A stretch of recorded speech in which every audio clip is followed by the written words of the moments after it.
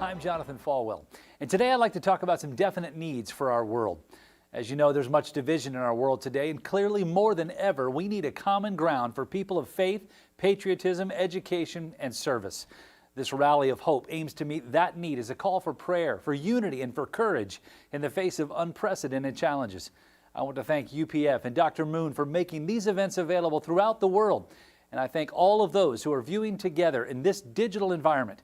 May you all be blessed with God's grace, God's wisdom, as we attempt to make this world a better place.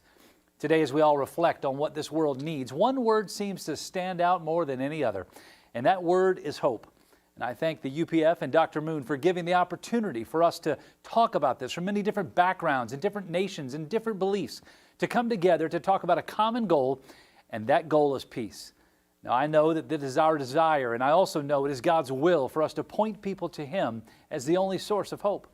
I've always been grateful for the voices within our world that are dedicated to bringing truth to a world that needs it so desperately.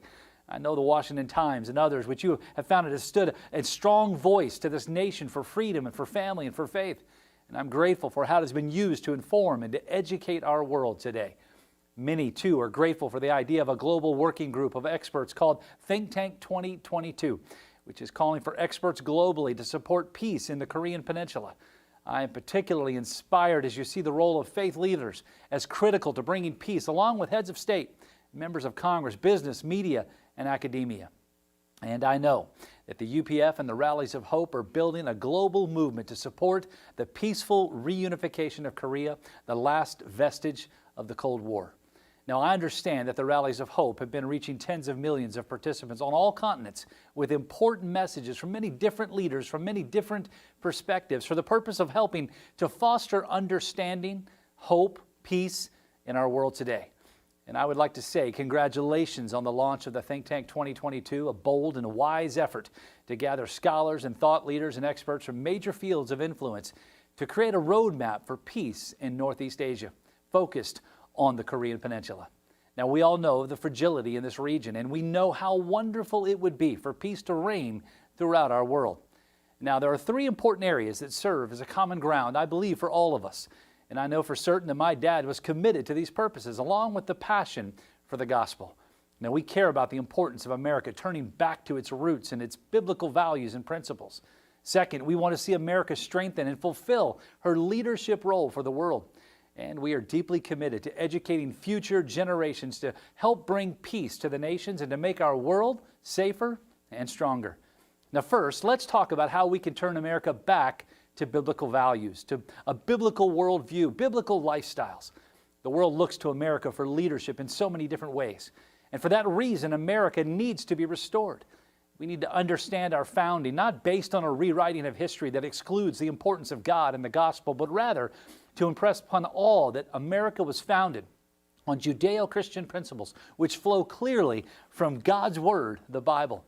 In doing so, I believe we will see a clear return of the biblical family, a picture of God's ideal for the family based on God's plan, on His Word and His desire. The Bible is clear on what God desires for His people, clear on how He wants us to live. And the Bible is God's inspired, inerrant, and infallible Word, and has been given to us to understand His love, to know how we should live, and is a call to action for all of mankind. God is the same yesterday, today, and forever, and we must stand on His Word and in His truth. And we must see a return to truth, not only in the pulpit, but in the public square. Organizations such as the Washington Times that champion freedom and family, faith, and service dedicated to educating citizens.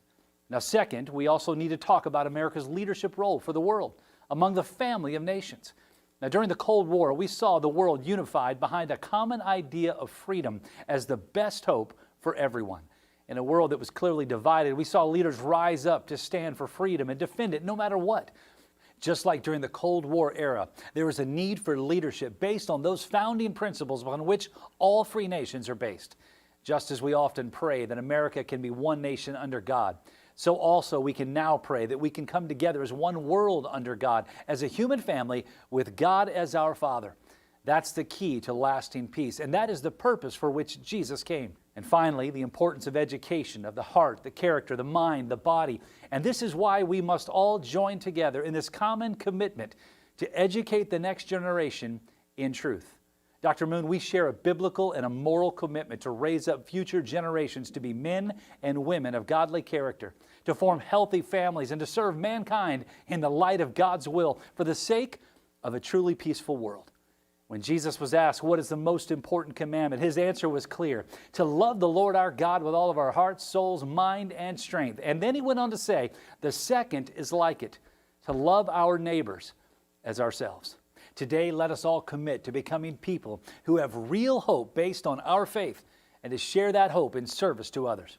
Thank you today for the opportunity, and may God bless all of those who are tuning in to this Rally of Hope.